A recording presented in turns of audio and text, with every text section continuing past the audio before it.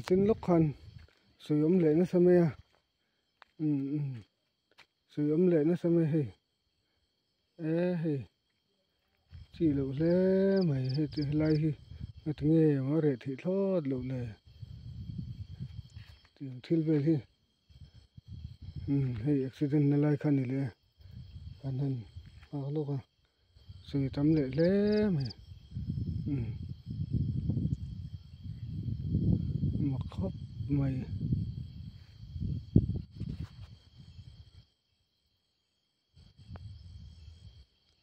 mặc thuyền khóc mày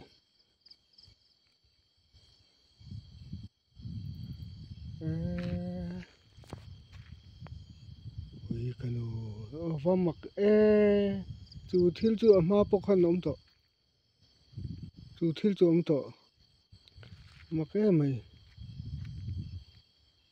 chú thiếu chú mà bốc khăn ông lệ to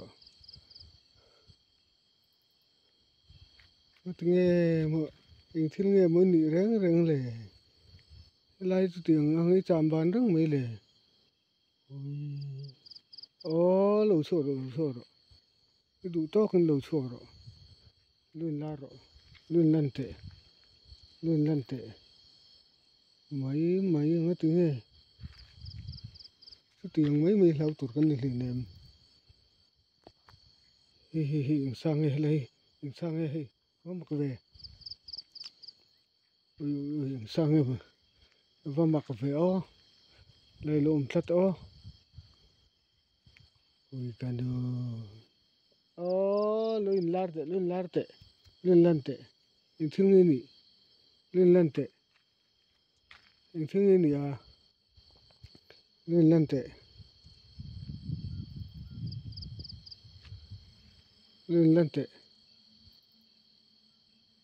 em thương nghe nị à mấy các tiếng mấy mình rùm thầy tôi này rồi em thương bỏ nị là cái lâu rồi chứ tiếng mấy mình không mình rùm thầy ra đây sự cái lâu mấy đó rồi chứ motor local है ये कौन सी रन है motor local ट्रांड है ना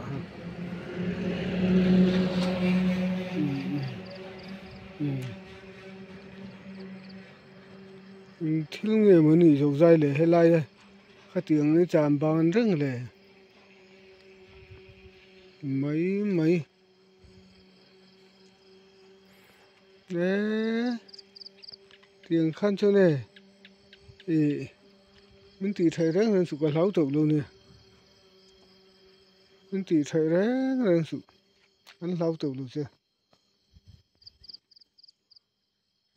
thiếu nghề mới nghỉ này mấy tiếng mấy men thì thấy tôi này rồi thiếu bọn này là cần láo tục luôn chơi tắc in với khả năng lâu room lệ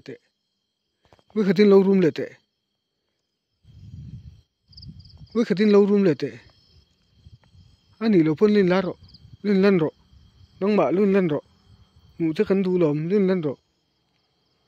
thiếu bọn này là cần lâu tắc xe lên lá rồi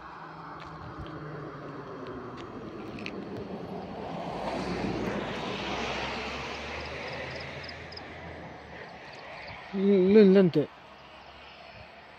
thiếu bọn này là cần lâu tắc xe lên lăn tệ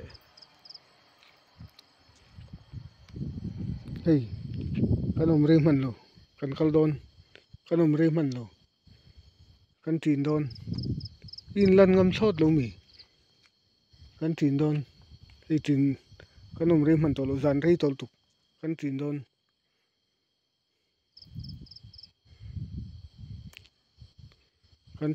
ani lên lan ram tệ với khatin lên lan ram tệ mu cha kan du riu mai mu che kan du khop mai lên lăn tệ thì kan omre man to lo ti na ngai kan omre man to lo helai mu na hian ti na ngai hi sunday te ni a ting thil ti te hi thalo gan te ma se hi mi dang huai lên la ra thalo em ai